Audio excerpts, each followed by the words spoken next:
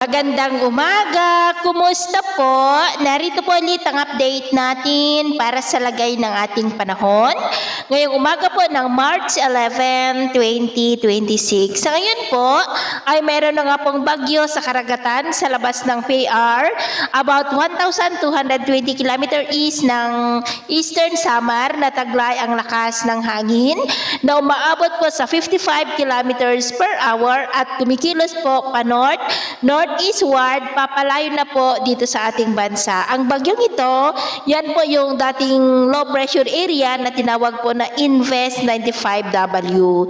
Sa ngayon, ang amihan ay umiihip pa rin, lalo na dito sa Luzon, at posibleng magtatagal pa yan hanggang sa susunod na mga araw, pero unti-unti na po na humihina ang epekto nito at natapos na rin po ang La Niña at patungo na po tayo sa tag-init season. At ito naman ay pinapakita ng forecast model natin pong ginagamit hanggang po sa susunod na 2 linggo. At sa lagay ng ating panahon, ngayong madaling araw ay maayos naman ang panahon sa malaking bahagi ng bansa pero may chance pa rin ng mga isolated rains, lalo na po dyan sa may Surigao del Norte. At mamaya ay sisikat po ang araw sa malaking bahagi ng ating bansa, mainit at maalinsangan ang panahon, pero may chance pa rin ng cloudy skies with isolated rains, lalo na po sa ilang bahagi ng Caraga, dulot po iyan ng buntot ng bagyo. At mamayang hapon, mainit at maalinsangan na panahon pa rin ang asahan sa malaking bahagi ng ating bansa, pero may chance pa rin ng cloudy skies with isolated rains,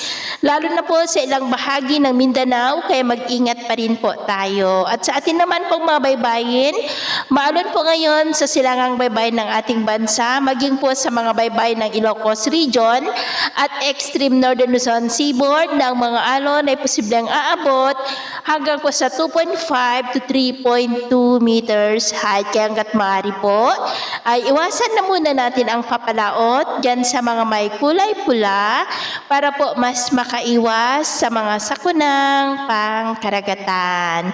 So yun po lang latest update natin sa araw na ito. Ako po muli si James na nagsasabing sa kahit na pagsubok po na darating sa ating buhay, huwag na huwag po tayong mawawalan ng pag-asa. Thank you and God bless!